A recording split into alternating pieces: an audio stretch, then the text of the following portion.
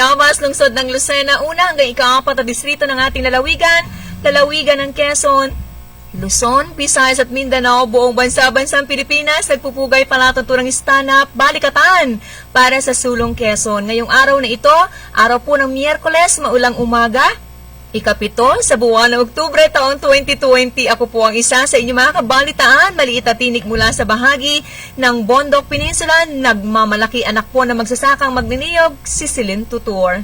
Magandang umaga po sa lahat ng aming tagapanood at tagapakinig sa aming lahat ng radio na kami ay naka-hook wala po rito sa telebisyon ng Broadcast Channel 6. Si King Formaran po makakasama nyo sa loob ng isang oras dito po sa stand-up balikatan para sa Sulong Quezon, of course, with Congresswoman Dr.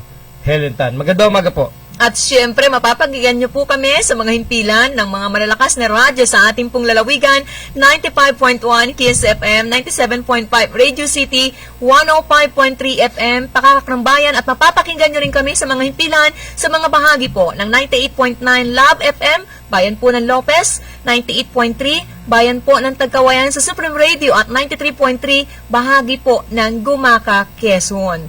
At ngayon pong umaga, nagsabi sa ating kagabi, ito pong anak ng panganay na anak ng dating general manager ng PTB4, anak ni Miss Juliet Claveria, ni Jet Claveria. Itong panganay na anak, si Ira Laksa Tropicales, na nasa Channel 5 din ito, work from home lang. Good morning sa iyo, Ira Laksa Tropicales, dyan sa bahagi po ng Sabalyer Subdivision. Sana'y palagi kang sumubibag sa aming programa habang narito ka pa sa lungsod ng Lucena. At sa lahat po ng mga nakatutok naman sa himpila ng 92.7 Spirit FM, nagpupugay din po palatuntunang stand-up balikatan para sa Sulong Quezon sa lahat ng ating mga ka-stan, sa mga namamaluktot pa. Malamig ang panahon natin ngayon Medyo, walang tigil yung masarap ulan. Matulog. Masarap ngayong almusal ay lugaw. Champurado. With matching dried fish, yung tuyo. Tinatawag. Masarap talaga yan. Kaya lang diba? Maagap tayo nagsisipag talon sa ating tahanan kaya hindi tayo makapag-almusal ng ganyan. Mainit na kape at saka mainit na pandesal. Yan ang mga masarap lang takang kapag ganitong malamig po ang ating panahon plus may kayakap ka. Oo nga. Maya-maya po ay tabayan na nyo. Meron tayong panauhin for the first time dito sa himpilang ito ng telebisyon. Maya-maya po i-announce ang ating partner kung sana ay matuloy po Kumusta po ang ating mga suking taga-subaybay, mga nanonood? Unahin ko, belated happy birthday. Nakaligtaan natin ang magandang si Ate Malin Lucena kung saan nag-celebrate ng kanyang birthday kahapon. Pagbati po ng ating palatuntunan. Ate Malin? Asawa ni Kuya Johnny? Yes. Ganun ba? So, karawan naman niya kahapon. Sunod-sunod yung karawan ng pamilya ni Dr. Helen. Nung minsan, yung mother yata ba? Yes. And then si Congresswoman. Yung tiya rin niya nung minsan, and then yan si Ate Mali naman. Maganda yung ganyang sunod-sunod ang selebrasyon para kung may natira man, pwedeng gamitin, no? Although alam ko na maraming bisita, hindi talaga magkakaroon ng may matitira pang pagkain kasi laging bago. Ay, siyempre, birthday, kaarawan Alam mo yung kaarawan natin, talaga isang beses lang yung isang taon, kaya hindi makinakala yung pagdiwang ng bongga, subalit lalo na't nasa gitna tayo ng pandemya. Yung kay magpasalamat sa Panginoong lumikha ay huwag kalimutan sapagkat tuloy-tuloy na binibigyan tayo ng malakas at masiglang katawan at mahaba pang buhay. At saka ng mga nagmamahal na pamilya, yung panalangin po, napakahalaga niyan. Unahin po natin ang pasasalamat sa ating dakilang lumikha at patuloy huwag tayong mapagod na gumawa ng mabuti para sa kapwa. Oo nga. Ano bang mainit na balita, partner? Maya-maya po ang tabayanan po ninyo. Inuuna po ng inyong lingkod, mga kabalitaan po natin ang dati-rate. Binabanggit ko dati-rate dahil nagkaroon po ng balasahan na sa bahagi po ng Kongreso. Mapapakinggan po ninyo maya-maya sa ilang saglit ang ating pong kinatawan mula po sa bahagi ng 4th District ng ating lalawigan. Walang iba siyempre kundi Congresswoman Helen Tan. Yan yatang nangyaring balasahan kahapon second wave pa yan Unang wave yung kay Congressman Mike Romero. At inaasahan na magkakaroon pa ng mga kasunod po na kaganapan at mga malaking pagbabago sa bahagi po ng Kongreso kaugnay pa rin ang usapin ng term sharing sa pagitan ni na Representative Alan Cayetano at Representative Lord Alan Velasco. Wala naman nangyaring sharing. Dahil hindi pa talaga. Agreement pa lang yun eh. Yung agreement na nila-abort na. Dahil ayaw sumunod. Ayaw sumunod ni Speaker Cayetano. So, walang nangyaring term sharing sapagkat ayan nga, magap na Pero ito yung sinasabing naging ugat ng mga anuman na naging pagbabago po sa bahagi po ng Congress natin. Nandiyan na yung politika, pero kita mo, pinopolitika pa rin, ha? Nandiyan na yung within the House, nandiyan na nga yung matinding politika. Pero sa kanyang account sa social media, sinabi ni Congresswoman Tan ang napakasipag po na tumayo bilang chair ng Committee on Health sa bahagi ng Kongreso sa panahon po ng kanyang pamumuno. Binanggit niya, she is politically casualty. Normal naman nangyayari yan. Sabi ko nga sa iyo, gano'n kalakas si Senator Pimentel noong mga panahon. Siya ay Senate President, pero kita mo, napalitan siya ni Senator Tito Soto. Yung malapit kay Pangulong Duterte, ha? Sino yun? Yung matapang na nagbumura na congressman. Alvarez ba? Diba? Gano'n kalakas siya sa Presidente, pero kita mo, naalis siya bilang Speaker, pinalitan naman siya ni dating Pangulong GMA. Paramihan kasi ng numero pagdating po sa Kongreso ng mga kaalyado at hindi may iiwasang magkaroon ng kampihan. Natural. Kapag ganitong sitwasyon, ang kaibigan mo, lamang na lamang ka na. Lalo tigit yung ngayon mo palang liligawan, makakalamang ka rin. Sa pamilya nga, kung kayo 4 o 5 magkakapatid, nagpapaksyon-paksyon at nagtatagisan din ng galing, lalo na ito sa Kongreso. Ayun sa pamilya, nagpapaksyon-paksyon ng anak ko minsan, lalo kung malalaki na, iisang dugo ang pinanggalingan na dumaloy sa dugo. Siyempre, magkakaiba naman tayo kahit diba? isa po ang ating pinanggalingan. Yung prinsipyo, pananaw natin, nagkakaiba-iba. Depende rin sa interes ng tao. Kaya nga. So, sa pamilya na nga, sabi ko, isang dugo dumali sa mga anak, lalo na rito sa Kongreso. Lalo na kung nagkaroon ng mga asawa yan. Lalo nang nadadagdagan yung puwersa, yung sama ng loob, susursulan pa ng asawa niya. Naku po. Kaya hindi nakataka-taka mangyari ito sa Kongreso sapagkat sabi ko nga sa iyo, hindi batas sa Kongres. Walang termino ang Speaker. Anytime, kahit every month, magpalit ng Speaker ay pwedeng maganap sapagkat yan niya ay labanan ng bilangan. Ano ang magagawa ng Pangulo sa usaping ito? Ang magagawa dyan ng Pangulo ay di wala. Wala siya magagawa dyan kasi sabi niya, ayaw na niya makialam, bagamat marami hindi na Pwedeng makialam. Sino ba naman ang hindi susunod sa utos ng Presidente? Bagay na sa pagitan po ni na Cayetano, ni na Congressman Velasco, ng dalawa pong kongresista, ay baka naninimbang ang Pangulo. Tinitingnan din yung kanilang performance. Kung pagbabasihan mo yung mga magagaling sa Kalakang Maynila na mga political analyst, mga sikat na political analyst, kita mo na sadyang ang pinapanigan ay ang gusto talaga ng Presidente ay Alan Cayetano sapagkat napaka-powerful lang salita ng Presidente. Kita mo, kahapon yata, pumunta pa si kung Velasco kay Pangulong Digong, pero kita mo, wala naman nangyari dahil nasabi, may karapatan ka na lumabas sapagkat meron kayong term sharing, may pinagkasunduan. Pero biglang nangyari doon sa Congress, suspendido, na-suspend. So, nasa linya na ba si... Nasa linya po ng ating komunikasyon, ng ating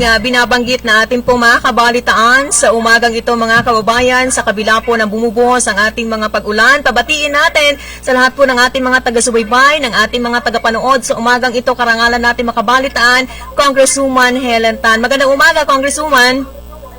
Hi, good morning, Silien and King. Morning po. Magandang umaga.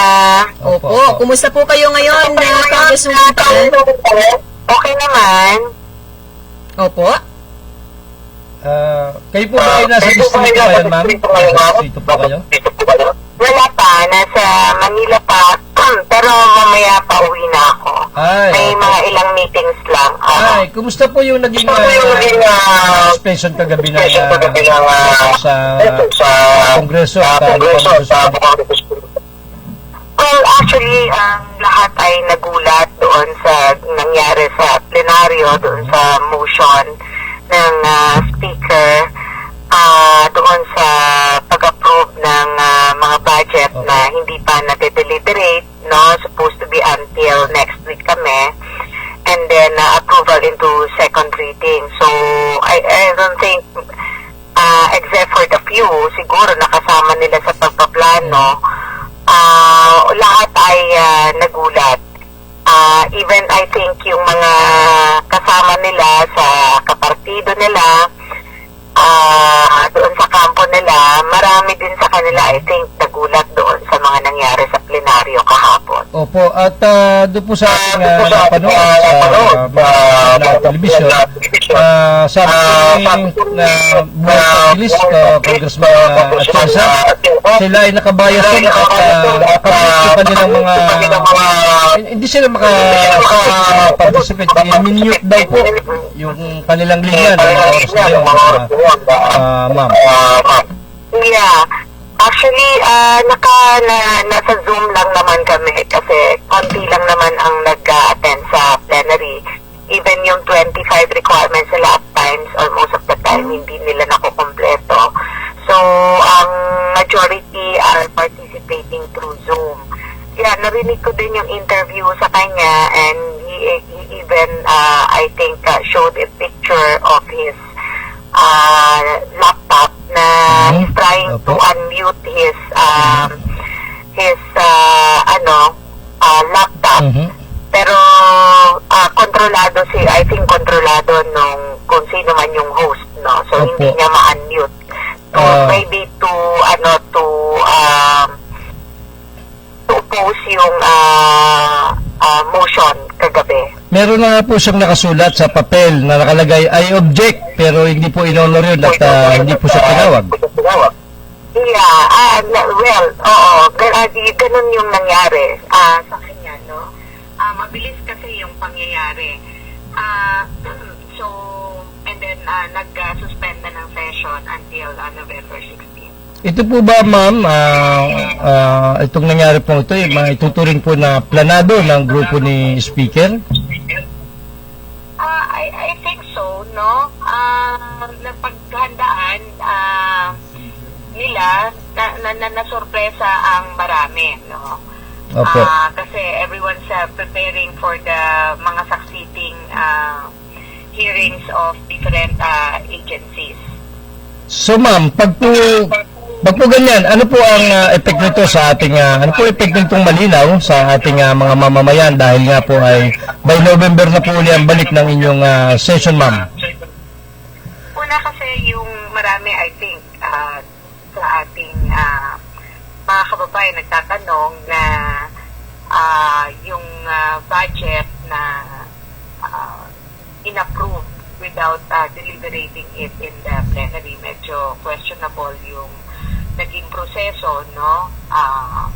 Yung trust and confidence ng mga tao sa Kongreso, bakit ganun ang nangyayari. As democratic country tayo, diba?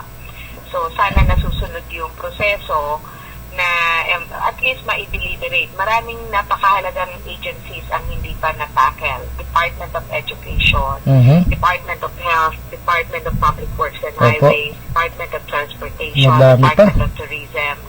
Yan lahat ay hindi pa na-deliberate sa plenaryo. And as I mentioned, democratic country tayo, sana nabibigyan ng pagkakataon ang mga miyembro na scrutinize, no, yung budget natin. At the end of the day, yan naman ay aaprobahan, pero yun nga, tumaan sa proseso. So, dahil inaprubahan na, hindi natin alam kung ano ang mangyayari in the coming days, kung meron bang magko-question on legalities of what happened yesterday. Hindi natin alam. But kung walang mag-question and consider it as approved on second reading, and then when we resume on November 16, siguro is mag-nominal voting for third readings. But the Senate, of course, is awaiting. So yung oras na dapat nagtatrabaho din yung Senado, kasi it has to come from from Congress. So sila hindi rin makapagtrabaho kasi mukhang naguguluhan din sa nangyari sa Kongreso. So somehow, may delays doon sa budget natin. Opo. So ma'am, sabi po ng nakararami na mga nagko-comment at nanonood, ito po yung tama po ba, yung sabi nila kung tama, ng mga analyst, ito po talaga nag-ugat sa politika sapagkat yung speakership na pinag-aawayan ay ito po yung naging ugat kung kahit maraming nabalam na dapat na i-deliver, dapat nagawa ng Kongreso, ma'am. Come again, Kim? Ma'am, marami po ang nag-comment na nagsasabi na dahil sa politika ayaw umalis ni Speaker Cayetano, kung kaya't ito yung pinag-aaway, ang pinag-uugatan. So marami pong na-delay, marami pong nabalam na mga gawain kayo sa Kongreso na hindi po natuloy dahil nga daw po ba sa ayaw talagang umalis ni Speaker Cayetano?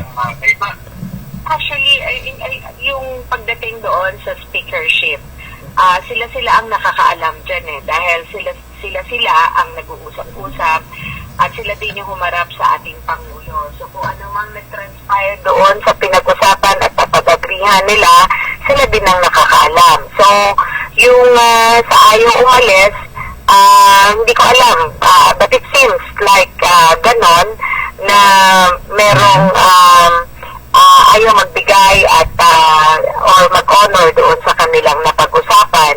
Pero yun nga, ang hirap din kasi it's his word against his word. Opo. Nagtuturuan sila. Kami na mga miyembro na iipit dyan. Ang inaasahan namin nung at the opening ng 18th Congress, nung sabihin na term sharing, ay magkasundo sila at their level sana ay ayusin at hindi dapat naapektuhan ang kada miyembro. Kasi ang members naman ay laging sumusuporta sa kung sino man ang leader, ma-elect ng majority o anong mapagkasunduan. So, yun yung mahirap sa amin nadadamay ang mga miyembro na wala namang kinalaman doon sa pinag-aawayan. Oo nga po, at bago ko po ilipit kay Miss Celine ay meron nga pong kasabihan na pag nag-aaway ang mga toro ay naiipit po ang mga bisiro at kawawa naman. Kay Miss Celine po muna, ma'am. Magandang umaga ulit, ma'am. Good morning. Opo, at sa pangyayari ito, sa bahagi po ng Kongreso, ang biglaang balasahan, kagaya po ng binanggit ko, biglaan. Inasahan po ba natin ito bilang kayo po ang chairman ng isa sa pinakamahalagang komitiba sa bahagi ng Kongreso, ang Committee on Health? Actually, hindi ko in-expect na sa dami-dami ng mga committees at chair, ako yung uunahin na tatanggalin. So, parang maraming nagtaka. Actually, hindi ko nga alam na tinanggal ako kasi very busy ako yesterday facilitating yung mga COVID patients. Ang dami kong constituents na in bad shape that I need to transfer to Manila hospitals. So, when naka-zoom ako, the whole day, I was in the phone, especially in the afternoon. And then, may nag-text lang sa akin who's a friend of mine from Congress na she felt bad on what happened. Sabi ko, nangyari sa akin? And then, my chief of staff sent a tweet by Mara Cepeda ng Rappler na yun nga, isa ako sa pinalitan ng committee chair. So, doon ko lang nalaman, and then ako naman, hindi ko din alam, hindi ko masagot bakit of all the chairs. Kasi ako, wala naman akong bad relationship with the speaker. Never naman akong nagsalita ng against sa kanya.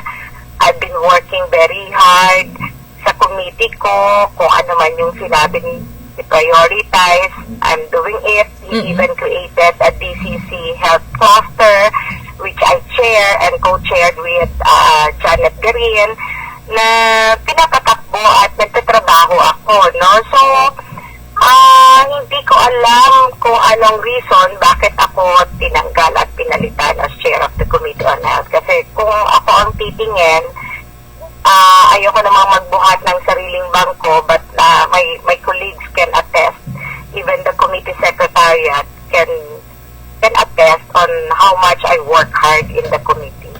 Opo, marami po ang nalulungkot Congresswoman sa naging kaganapang yan dahil kayo po ay nakapag-deliver ng mabuti sa bahagi po ng Kongreso at maging sa mga kababayan nating Quezonians at buong bansa pagdating po sa aspeto ng kalusugan, Congresswoman.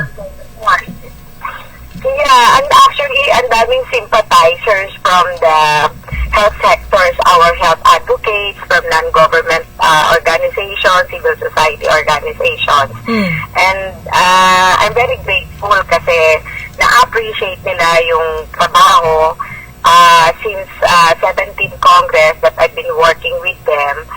So, natutuwa naman ako dahil napakadami yung nagpadala ng simpatya at pagmamahal, pagkalungkot doon sa pagkakatanggal sa akin sa Committee on Health. But sinabi ko naman sa kanila na rest assured na ako naman ay still a member of Congress. Di naman ako tinanggal pagiging congresswoman. So, yung trabaho na aking ginagawa, pagsusulong sa mga panukala na aking ginagawa nung ako'y chair ng Committee on Health, the more that I'll push for the legislations na alam ko na napakahalaga at relevant dito sa COVID-19 pandemic. So, yun lang. Natanggal sa posisyon, but that's not the end of the world. Yes. Yes. Sabi ko nga sa kanila, sabi ko lang, alam mo, ako yung tao na hindi naman ako nagkiking sa posisyon. No? But alam ko na hindi ako delinquente na miyembro ng Congress since my first term. No? They can check the attendance, performance in different committees. Yun ang magsasabi na hindi ako basta inelect na lamang ng aking mga kadistrito. Nagtatrabaho ako ng gusto. But yung pagiging doktor ko at pagiging health advocate ay hindi mawawala. Ayan ay mananatiling nasa akin at patuloy ako magtatrabaho. No? So, yun lang. Maaari po bang malaman sa oras na ito, Congresswoman Tan, kung sino po ang nakapalit sa inyo, pumalit bilang chair ng Committee on Health? Ang pinalit sa akin is Congresswoman Lucille Nava. Hindi ko lang alam kung saang province or district siya, but she's also a doctor. Si Cong Lucille, second termer congresswoman siya. Yun yung, although hindi pa kami nag-usap, I don't know kung nasurpresa din ba siya na siya yung na-elect. I don't know. Very fluid kasi at this time. Hindi ko alam kung what will happen in the coming days. Opo. At lahat po ng buong sampayanan nag-aabang dyan, Congresswoman, kung ano pa po ang mga magiging kaganapan sa bahagi po ng Kongreso. Kanina nabanggit nyo na kayo ay naging pair, nagtrabaho ng mabuti. Ano po ang sa tingin nyo sa maagang panahon sa assessment nyo at kayo po ay pinalitan bilang chairman ng naturang pong komitiba? Hindi ko masabi kasi except that alam mo, ako kasi I belong to NPC, Nationalist People's Coalition. Pero kahit na I belong to NPC, ang NPC naman walang pronouncement or anything sa amin na mag-prove ganito kami. Dito kami po sumuporta sa kalaban ni Speaker Alan, which is Kong Lord. Kong Lord is a friend, a being from kapitbahay natin from Region 4B. So, hindi ko alam, dahil hindi lang naman Committee on Health ang chairmanship ng NPC. Kong Mark Inverga is a chair of Committee on Agriculture. We're sitting, NPC is sitting in most of the important committees in Congress. Except that, marami talagang, even the NPC nagulat, bakit ako yung una, sabi nga sa akin ni Kong Mark, he was there yesterday until in the morning in the plenary and he was expecting baka ako ang unang basahin na tanggalin na committee chair. He was telling me, Tapos sabi niya, hindi na nagulat sila talaga. Everybody surprised na Yes.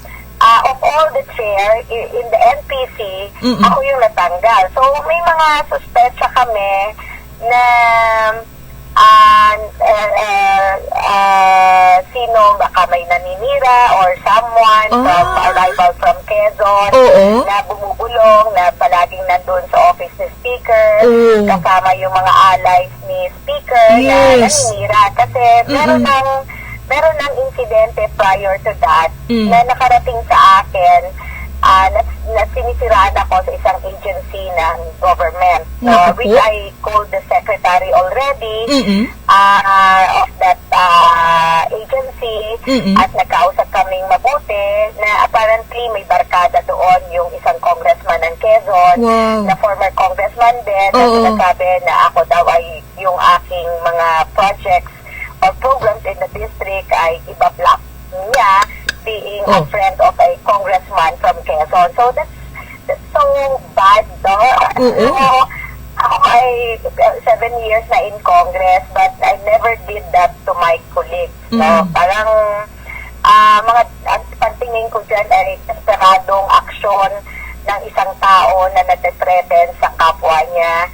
Pero that's so desperate, parang napaka-desperate move. At natatawa Correct. lang ako, no?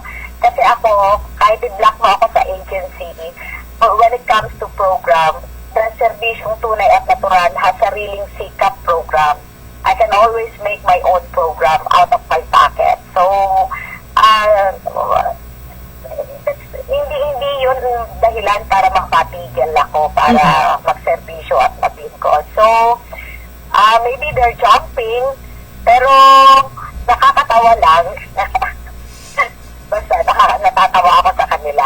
Opo. Congresswoman Helen Tan, babalikan po namin kayo sa ating pong linya po ng komunikasyon. Magbe-break lang tayo, magbibigay daan lang tayo sa ilan nating mga commercials ng ating himpilan, pero napakaganda po ng tinatakbo ng ating usapan. Sa umagang ito, tutok lang po ang ating mga kaubayan. Babalik po kami palatuntunang stand-up, balikatan para sa Sulong Quezon. Makalipas po ang ilan nating mga patalastas.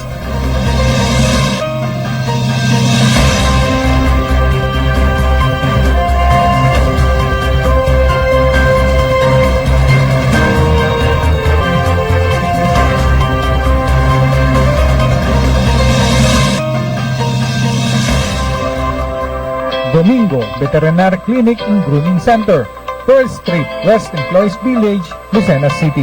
Cell phone numbers 0917-705-6700 and 0998-571-4710. Dr. Ernesto Domingo, our friendly veterinarian.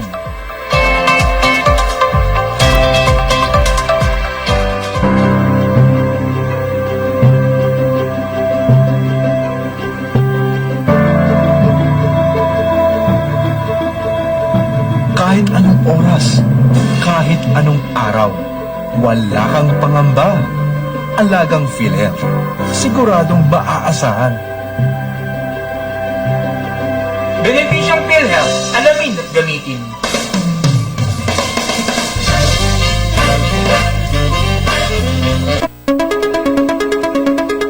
Isuzu Pagbilao Care, your reliable Isuzu cars and trucks dealer here in Quezon, now offers best value parts, top quality repair and maintenance services, with freebies and discounts with free meals while you wait. Call us and service assistance will be given to you, fast and efficient. Isuzu Pagbilao has the state-of-the-art tools and equipment, highly trained competent technicians and stress-free lounge. Isuzu Pagbilao, now serving you Mondays to Saturdays from 8 a.m. to 5 p.m. and Sunday by appointment only. Book your appointment now. Isuzu Pagbilao, along Maharlika Highway, Barangay Bukal, Pagbilao, Quezon. Numbers to call 0956-207-9634, 0956-386-3589, 0939-605-8981, and 0932-791-1332. At Isuzu Pagbilao, free quick inspection and battery check with every change oil services for 2012 models and below of D-Max, Altera, and all crosswind variants. Isuzu Pagbilao Care. Call us. Assistance received everywhere.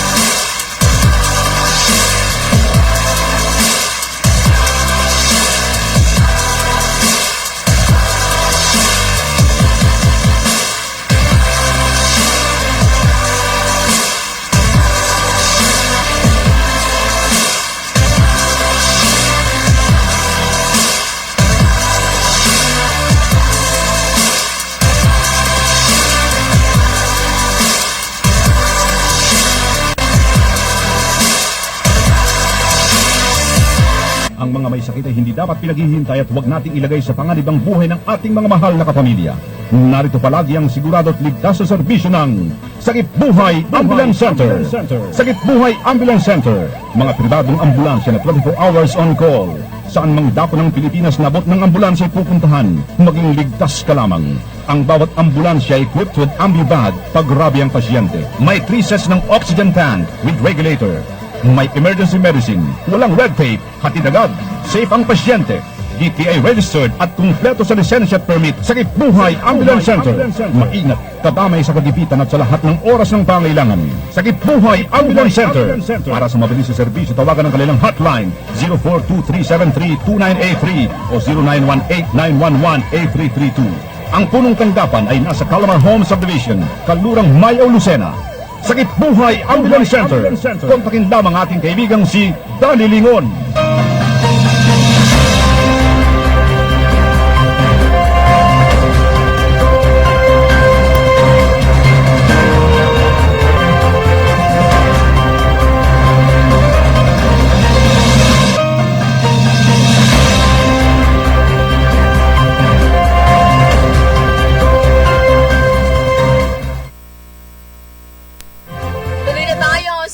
Pagsasahing papawid ngayong araw na ito mga kaubayan sa mga late tuners, mga bagong kabubukas lang ng inyong transistor radio, ng inyong TV set. Patuloy niyo po kaming napapakinggan at napapanood sa palatuntunang stand-up balikatan para sa Sulong Quezon. Sa mga inaantok-antok pa, ababango na, kani-kanina lang kabalitaan po natin si Congresswoman Helen Tan. Gumaganda partner ang dali ng ating usapan. Ayun. Kaya tutok lang po ang marami natin mga kaubayan, saan man kayong sulok ngayon, mga gising na, lalo po kayong gumising dahil napakaganda po ng ating talakayan. Maya-maya ang tabayanan po ninyo, babalikan tayo mga kaubayan ni Congresswoman Tan, kaugnay pa rin ng anumang update sa bahagi po ng Kongreso. Ibig sabihin, sabihin talagang ganyan pala ang labanan dyan sa Kongreso. Ha? Oo naman. Kahit anong mabuti mong gawin, pag napolitika ka, di, yun ang mangyayari. Hindi lang naman siya. May iba pa namang kongresista na nadali rin, na pinalitan din bilis-bilis agad na pinalitan, na hindi alam nung may katawan na siya ipapalitan. Ha? Ang masiste dyan, yung binanggit ni Congresswoman kanina na meron taga Quezon, mamaya itutuloy natin yan. Nasa linya na po ng komunikasyon si Congresswoman Tan. Muli magandang umaga, Congresswoman. Hi, Celian. I'm back. Yes, welcome back po sa palatuntunang stand-up edition po ng ating programa ngayong araw na ito, araw ng Miyerkules. Happy Fiesta pala, Congresswoman. 159th na patronal fiesta ng Our Lady of Most Holy Rosary, bayan po ng Lopez? Lopez, yes. Opo, patiin po natin ang mga taga-Lopez, ma'am. Happy Fiesta po sa mga taga-Lopez. Opo, at kanina mukhang naging interesado po ang ating mga kaubayan. Baka hindi ko lang nakikita, pero Congresswoman, baka mas inilapit nila yung kanilang tenga sa kanila pong radyo. Kaugnay dun sa binanggit nyo na baka may politika sa pangyayaring ito, Congresswoman? Yes, kasi I can see any reason. Walang makapag-isip ng rason, even actually sa Congress. Kahit sa NPC member ako, let's say I'm an NPC member, but NPC is holding different chairmanship. Opo. But of all the chairmans from the NPC, why Committee on Health yung nauna? Diba? Na alam naman na napaka-importante yung trabaho na ginagawa at this time, considering meron tayong COVID-19 pandemic. No? So, ang dami naming pending bills na we need to discuss in technical working groups. So, yung transition, medyo in Committee on Health, magugulat ka bakit yun yung uunahin. Diba? So, ako, kung kay Speaker lang, kay Speaker Alan Peter Cayetano, wala pa man akong masamang relasyon sa kanya. The sister, Senator Pia Cayetano is a friend of mine. So, parang me and Speaker Alan, wala. Wala akong sinabi, ginawa against him. Except that yung party namin ay parang isa sa na pinagdududahan na pro-Alan, no? But yun nga, ang ang tinitingnan ko, I'm just one member of the party.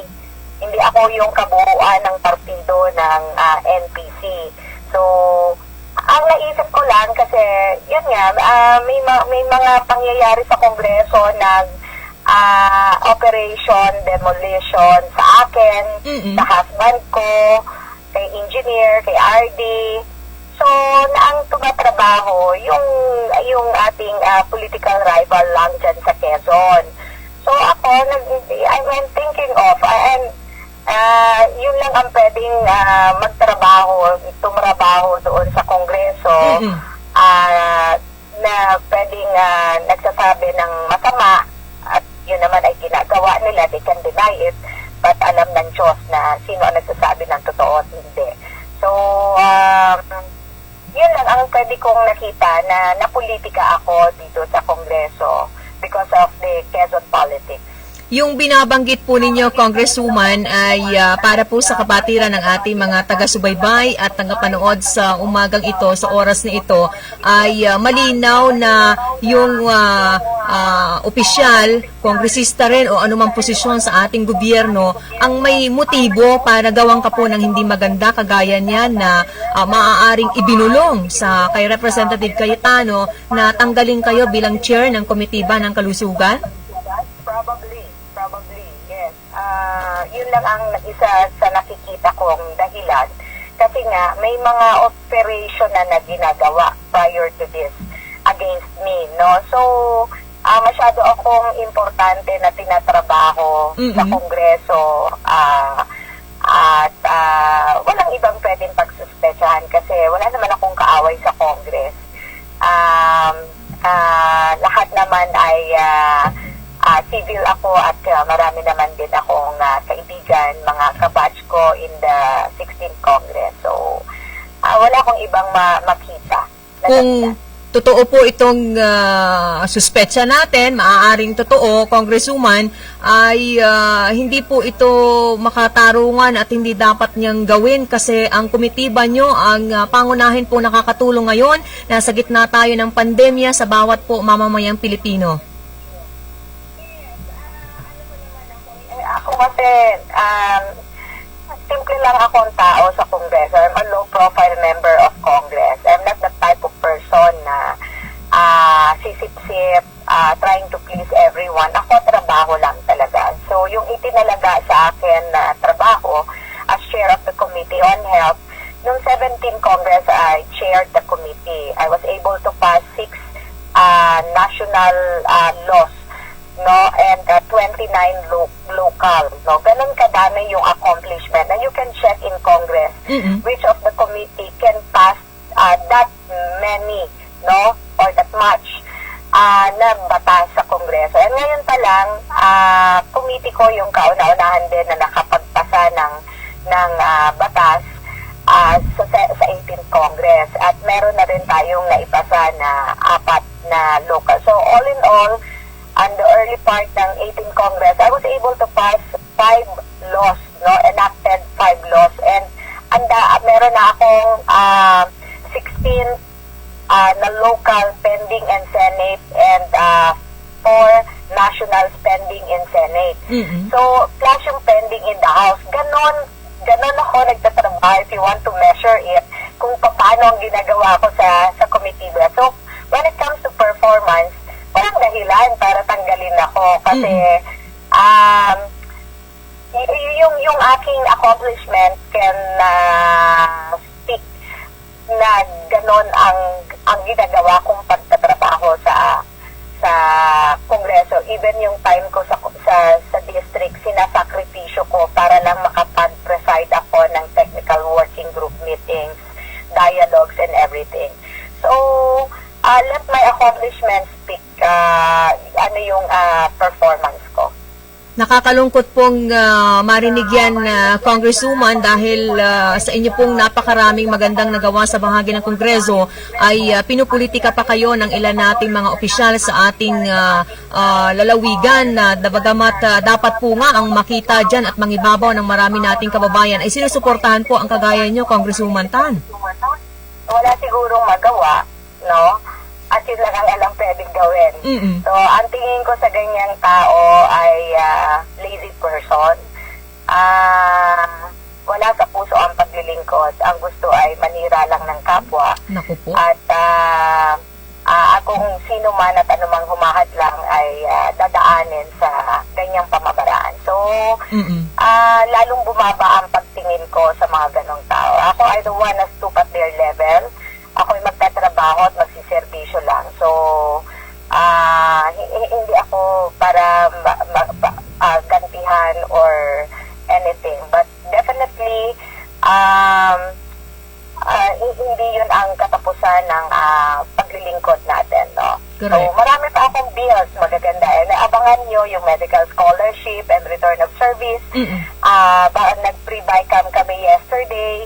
Yung mga gustong magdoktor at full scholarship makakakuha ay naniniwala ako magiging batas yan. From 16th Congress up to now, I'm blessed, no, na ako'y nagiging instrumento para sa magagandang batas na hindi lang mga kadistrito ko yung makikinabang, but lahat ng Pilipino ay pwedeng makinabang. So, maraming magagandang batas pa or panukala to look forward to that I principally authored and sponsored in the House. Opo. Sa ngayon pa lang, inuulan na po tayo ng maraming text messages, Congresswoman, kaugnay noong sa pre-scholarship, scholarship program para sa mga gusto po nagnanais na maging doktor. Ang tanong po ng ilan nating mga taga-subaybay, Congresswoman, ito pwede ba na dalawa sa isang lugar lamang ang maging scholar po ng ating pamahalaan? Yes, so depende sa assessment ng Department of Health and the Commission on Higher Education. Ang nakalagay namin provision doon, at least one per municipality. Mm-mm. Pero meron tayong patient to doctor or doctor to patient ratio na target, no, according doon sa in-specify ng World Health Organization na 1 is to 800, no? Napaka that's a parang mataas na pangarap. But kung pwede ang dalawa, kung yun ang kinakailangan ng isang municipality. Mm-mm.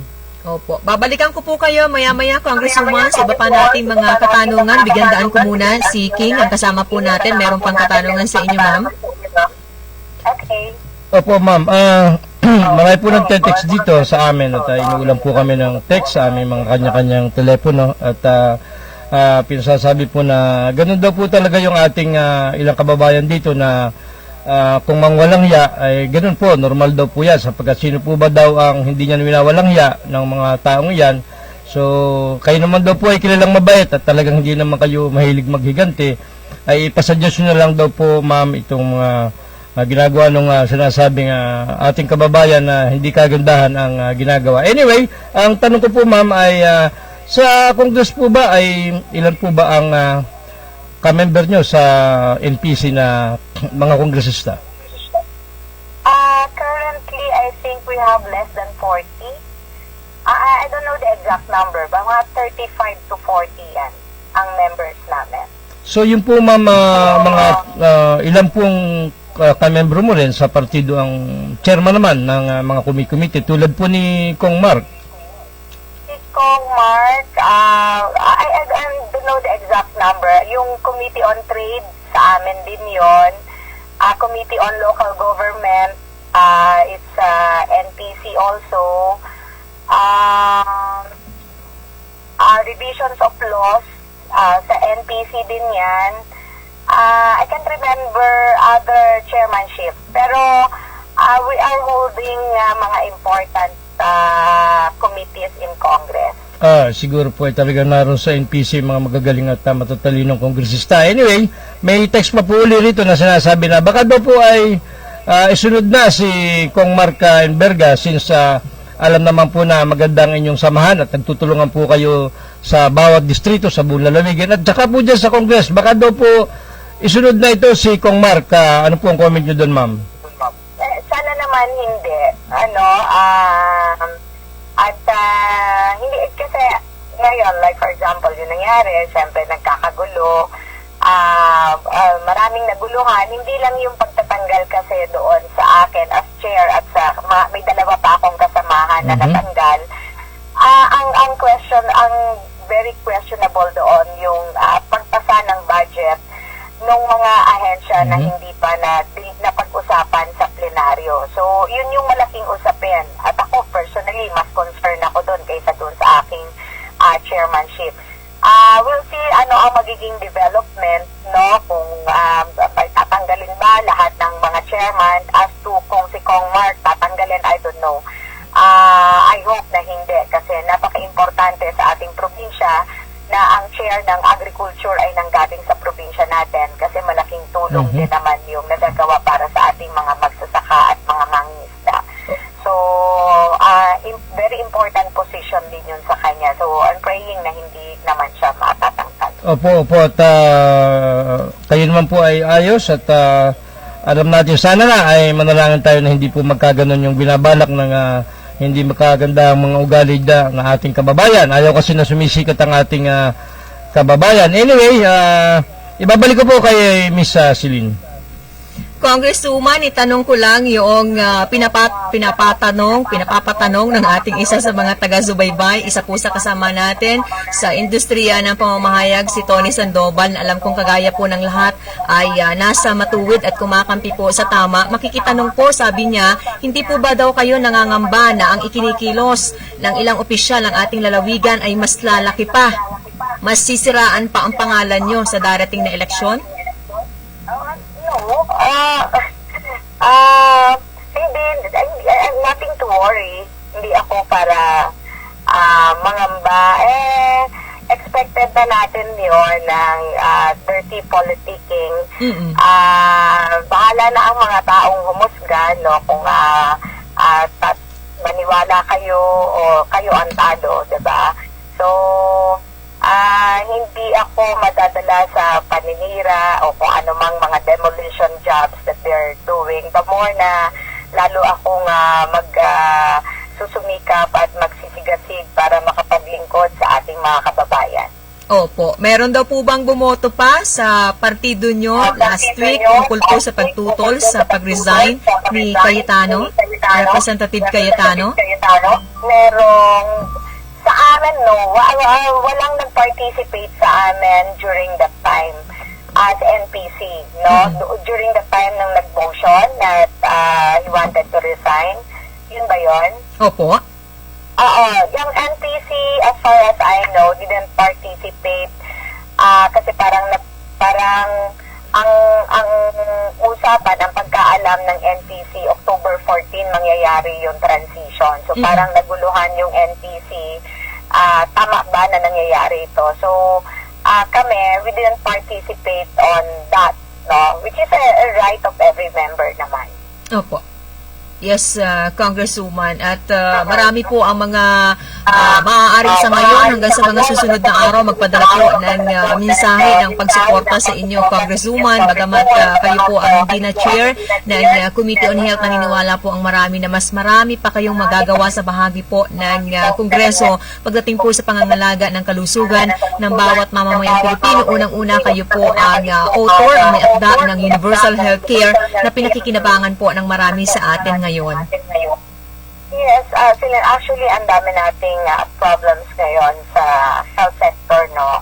Yung nangyayari sa PhilHealth, yung sa DOH natin, problema, yung COVID response natin, at still problem natin yung COVID, lumagaming kaso, at mga non-COVID cases or related, mga health programs na hindi natin natututukan ng Department of Health because of the overwhelming problem ng COVID. So ako naman, I assure the DOH that kahit hindi ako chair ng Committee on Health, ay kanilang katulong sa anumang kinakailangang gawin na pag-ayos ng mga policies within the DOH and PhilHealth. So ngayon, actually, kahit na hindi ako chair ng Committee on Health, I'm planning to hold a meeting with mga CSOs and NGOs, yung ating mga health advocates, regarding doon sa nangyayari sa PhilHealth that affects our members, no, yung ating mga Pilipino. sa matinding problema, yung direksyon na saan ba papunta ang PhilHealth, ano ba, may masasandalan ba ang mga Pilipino, that will affect kasi yung implementation ng UHC. So being a principal author of that important law, gusto kong upuan at tingnan paano maayos yung batas at magsulong din sa Kongreso kung ano mang pwedeng gawin sa PhilHealth para maisaayos siya sa pamamagitan ng isang panukala.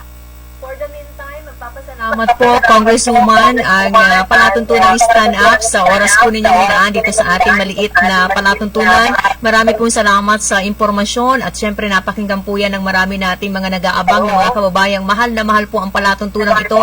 Sinasabayan nila kami sa ating mga pinag-uusapan habang anuman po ang kanilang mga mahalagang ginagawa. Mensahe po para sa ating mga tumutok sa bisyon ng ating pagtalakay ngayon, Congresswoman Helen Tan. Thank you. Maraming salamat po sa inyong lahat at sa mga tagapakinig ng ating programa. Thank you, Celine and King, for the opportunity. Magandang umaga po sa inyong lahat. Magandang umaga po, mabuhay po kayo. Napakinggan nyo mga kaubayan, si Congresswoman Helen Tan, ang dati-rati pong chairman ng Committee on Health sa bahagi po ng mababang kapulungan ng Kongreso na isa sa mga kauna-unahang napalitan matapos po ang mainit na usapan sa bahagi po ng naturang Kongreso. Actually, ang nauna na, hindi lang yung kahapon ni si Sadok sa'yo, pinakang pinuno ng lahat ng party list, kung hindi ako nagkakamali, si Juan Pacman party list sa Congressman Mike Romero. Alam mo to si Mike Romero, ito yung richest congressman based Sad sa to Salem. hear lang. Siya yung pinakaunang casualty. Pinalitan siya yung kapanalig ni Speaker Cayetano, no, na congressman ng Capiz na si Fredwin Castro, Congressman Castro. Nagtaka nga siya timo ha, 10 lang, may kaunti pang oras. During the deliberation itong pagbabudget, tinatakal nila ng pagbabudget, ha? Mahalaga yung usapan. Bakit nagpasok ng privilege speech si Congressman Castro noong umagang yon? Samantalang ang pinag-uusapan ay tungkol sa pagbabudget, napakahalaga ng oras, ha? Biglang nagsalita si Congressman Castro, kinahaponan natanggal si Mike Romero at ipinalit si Congressman Castro. Sa mga susunod na araw natin pag-uusapan yan, ang binabanggit ko sa sad to hear, yung tinura ni Congresswoman na taga Quezon pa ang nagsulusol sa mga matataas na opisyal ng ating republika para mapalitan siya na chairman ng Komitiba ng Kalusugan? Sabi nga nung nag-text talaga miski matanda. Pwede yan na gawin ng isang tao kung sa tingin mo ay walang ginagawa. Hindi, pero kung sa tingin mo ay napaka-produktibo at nakakatulong sa marami, lalo tigit sa mga naghihirap nating mga kababayan, lalo pa natin dapat natulungan. Kaya nga niya winawalan niya sapagkat maraming ginagawa si Congresswoman. Kumbaga maraming nadadalang tulong sa lalawigan, sa distrito. Kaya nga niya winawalan niya para hindi makaporma. Kaya tama yung tanong ni Tony Sandoval, dapat maging handa pa, hindi lang ngayon, yung mga mas matindi pang pangawalang hiya na gagawin. Ay hindi, sa parte ni Congresswoman lagi namang handa.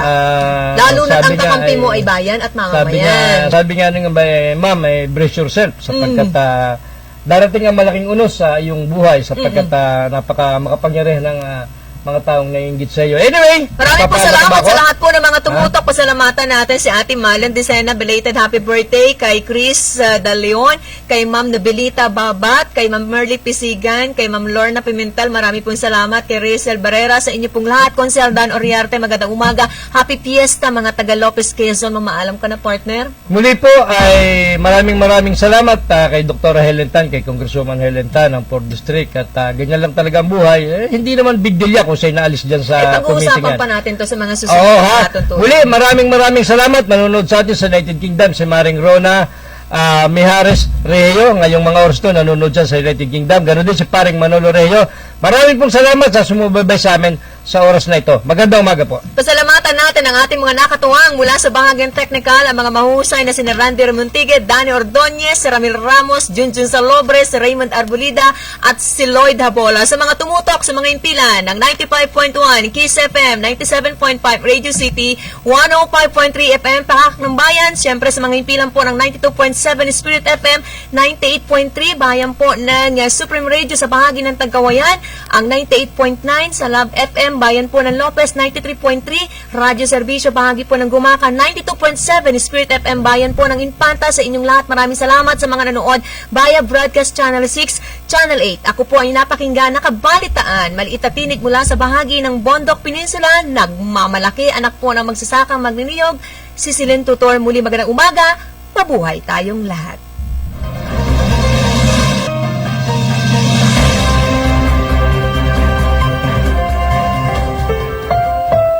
The preceding was a paid broadcast.